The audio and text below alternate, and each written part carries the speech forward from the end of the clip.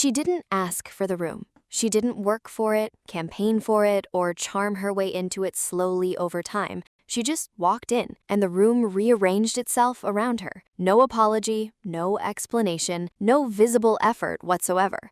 Jennifer Check is fictional. She is also, in the same breath, one of the most psychologically precise portrayals of a specific kind of power that most people spend their entire lives either chasing or completely failing to understand. And here's the part that nobody talks about. Jennifer Check had rules, not written down, not consciously articulated, but running underneath every interaction, every entrance, every look she gave someone before deciding they weren't worth her full attention. There was a system, a code, a framework so consistent and so deliberate that once you see it, you cannot unsee it. Today, we're naming every single rule, not so you can become Jennifer Check, but so you can understand the principles she was running on, strip away the horror movie logic, and take what is genuinely, uncomfortably, powerfully useful. These are Jennifer Check's rules for power, and once you know them, you'll start seeing them everywhere. Welcome or welcome back. If you're new here, we take characters that culture told you were the villain, and we ask a different question. Not was she wrong, but what did she know that everyone else didn't? Jennifer Check knew a lot. Let's get into every single rule. Rule 1. Never let them see you arrive. Here's something Jennifer Check never did. She never walked into a room like she was hoping it would go well. Think about the way most people enter a space. There's a moment, barely visible but completely readable, where they scan the room for cues. Is this okay? Am I welcome? How is this landing? Their eyes move too fast. Their energy contracts slightly. They make themselves a little smaller while they figure out the temperature of the space. Jennifer never did this, not once. She walked in like the room had been waiting, like her arrival was the event, like the question was never, will they accept me, but always, will I accept them? And here is the psychological truth underneath that. The first 3 seconds of entering any space set the entire tone of how people will treat you in it. Before you speak, before you introduce yourself, before a single word is exchanged, people have already formed an impression, and that impression is based almost entirely on energy. Do you seem like someone who needs this room, or someone the room needs? Jennifer always, without exception, communicated the latter. The rule is this: before you walk through any door, any room, any meeting, any social situation, make a decision, not a performance, a decision. Decide that you belong there. Decide that your presence adds something. Decide that the space is better for having you in it. And then walk in like that decision is already settled. Because the moment you walk in uncertain, you hand the room a pen and ask it to write your value for you. And rooms are not always generous writers. Write your own value, then walk through the door. Rule 2. Your attention is a currency. Spend it like one. Jennifer Check did not give her attention freely. She looked at people the way someone looks at a menu in a restaurant they're not that hungry in. Mildly curious, completely unbothered, entirely prepared to leave without ordering anything. And that specific quality of selective, unhurried, take it or leave it attention drove people absolutely insane. Here's why. Human beings are wired to want what is difficult to get. It's not a character flaw, it's evolutionary architecture. Our brains assign value based on scarcity. Things that are rare feel important.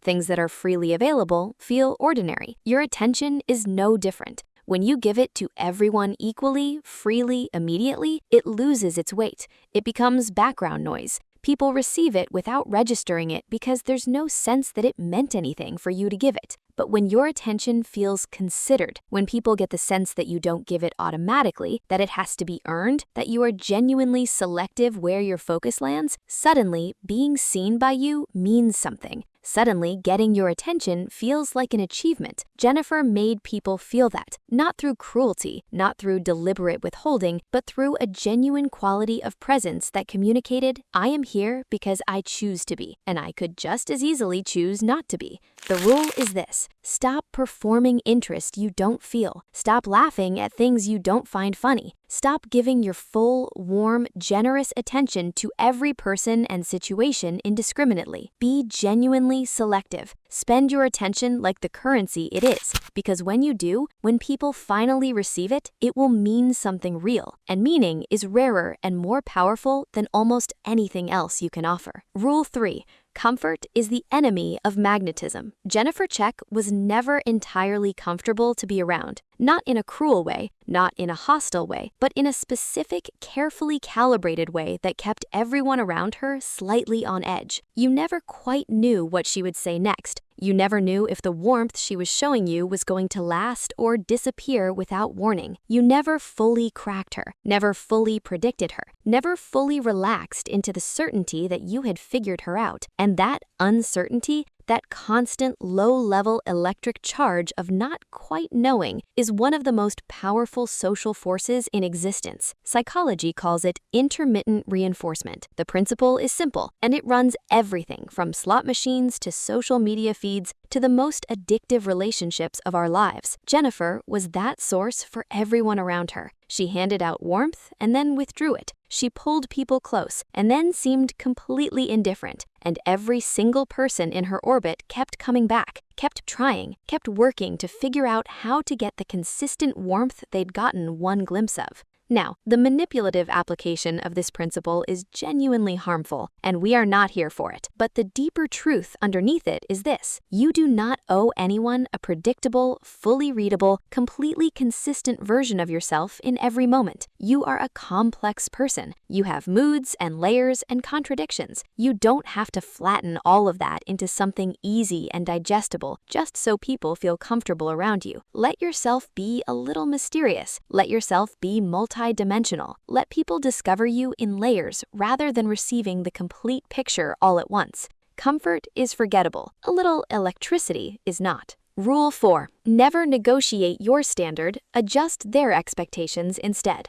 Here's a rule that sounds almost arrogant until you sit with it long enough to understand what it's actually saying. Jennifer Check did not meet people halfway on the question of how she expected to be treated. She had a standard, and instead of negotiating it downward to make others comfortable, she simply made it clear through behavior, through energy, through the quiet but unmistakable way she responded to things that fell below it, that the standard was non-negotiable. And here is what happened. People adjusted. Not all of them. Some people left, but the ones who stayed, they showed up differently. They treated her with a level of consideration they probably didn't extend to people who had lower or more flexible standards. This is the uncomfortable truth about how standards actually work in practice. Most people set a standard and then immediately begin negotiating against themselves. They worry about seeming demanding. They don't want to rock the boat. They accept something that falls below what they actually need and tell themselves they're being flexible. And what they get in return, almost universally, is more of the same, because how people treat you is largely a reflection of what they believe you will accept. Jennifer never accepted less than her standards, and so people rarely offered it. The rule is this: get clear,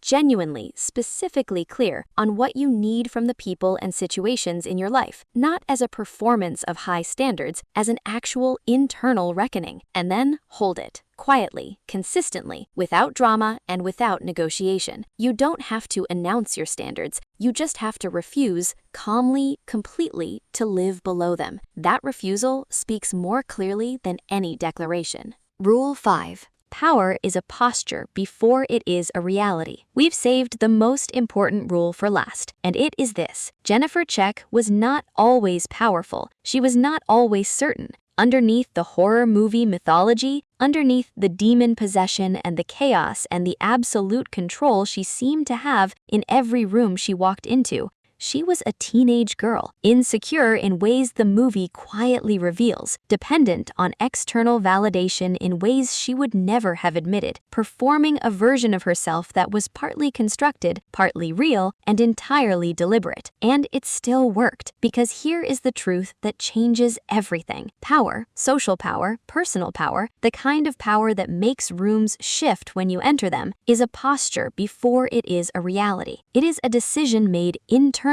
before there is any external evidence to support it. Jennifer decided, before the room confirmed it, before anyone validated it, before she had any proof that the decision was correct, she made it completely, and she moved through the world from inside that decision until the world eventually bent to match it. This is not delusion. This is not toxic positivity. This is not pretending circumstances are what they are. This is understanding that the internal precedes the external, that how you carry yourself in the absence of evidence eventually generates the evidence, that the room responds to what you project before it has any information about what you actually are. Jennifer projected power consistently without waiting for external confirmation or proof, and the world treated her accordingly. The rule is this: stop waiting for external confirmation before you decide how you deserve to be treated. Stop waiting to feel ready, to feel confident, to feel like you've earned the right to take up space. Make the decision first. Carry it in your body, in your pace, in the way you look at people, and the way you let them look at you. Make the decision and then walk through every door that decision opens, because the rooms are already waiting. They are waiting for someone who has already decided they belong in them. Be that person. Jennifer Check's rules for power. Never let them see you arrive uncertain. Spend your attention like the currency it is. Let yourself be a little electric, a little unpredictable, a little more than people can fully solve.